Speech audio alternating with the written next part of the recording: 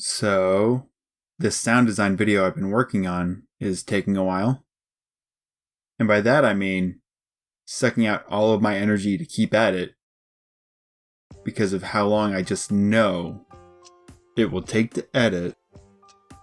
After I finish this long recording process, I'm not even done with 5 hours into it. Not to mention the 2 weeks of research I did just to get to that point. My recording process before now has been me trying not to plan too heavily, and just get a good enough outline where I was just able to put something out there instead of spinning my wheels or making it so detailed it feels completed and my brain just files it away like, okay, I'm done with that now. So I leave the bulk of what I want to say about the different topics up in my head, which could mean I forget what I wanted to say, but I'm usually able to remember well enough that I don't run into that issue. Same goes for drawing. I don't know exactly what I'm going to draw, even if I have some ideas, until I sit down, hit record, and start to draw it. It's easier for me to do these things as long as I have that lingering goal I'm still trying to achieve. Like sketching out ideas until I can make an image that looks right, or talking about a topic until I'm able to explain it clearly, and so on and so on. After I've recorded the video and audio together, I would use Kdenlive to extract just the audio out in order to process it separately in Audacity, where I can improve its quality, before putting it right back into Kdenlive. So how I go about editing the whole videos is by starting from the end, chopping out all the bits I actually need, or might need, until I reach the start, and then go back, squish everything together, where I then work chronologically forward from the start to time everything out until I'm back at the end again, and it's done. Well, aside from putting together a decent thumbnail for YouTube, but these files, they're just getting way too big, even with my computer having a terabyte of storage. So, I already had plans for deleting the unedited clips anyway, but I was waiting to do so till after I finished that aforementioned video about audio processing. Instead, I'm making this now precisely because I need to take care of my workflow issue before I can tackle anything else. Creating a scene in OBS makes it pretty easy to have all the separate sources, like different video or audio signals, put together in just one recording. OBS also has a lot of settings available to create different types of recordings. But it's also the case that you can't see or hear the recording until you pull the raw file into those editing programs, which means you would just have to make do with whatever came out, and who knows what quality.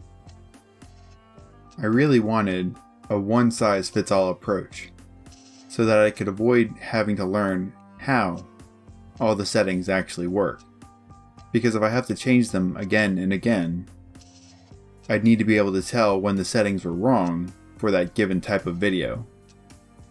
And that creates the need for proper file management that I'm clearly not doing yet. No labels, and everything loose in this one file. Additionally, I wanted to be able to use drawings with transparency to layer on top of other programs so I could illustrate what I was doing more clearly, just like how I explained things in my other videos. But to do that, I'd be increasing the inherent disconnect between what I'm drawing on my tablet, that doesn't have a screen, to what is actually created in Krita, the drawing program I use, and finally to OBS, to picture how the drawings actually overlap with the other program I'm referring to. And I need to have Krita, and whatever that other program is, be as close to full screen as possible, just to keep them from getting too pixelated. That means the OBS window has to sit on top of them. This results in a lot of jumping around between windows, since it gets in my way of seeing the things I'm working on. Now, that's mostly okay since there's a setting to make OBS invisible to the recording, but the setup is never quite intuitive enough. Not to mention, there's already plenty of apps that let you draw directly on the screen. No separate window required. So my way really is just overkill.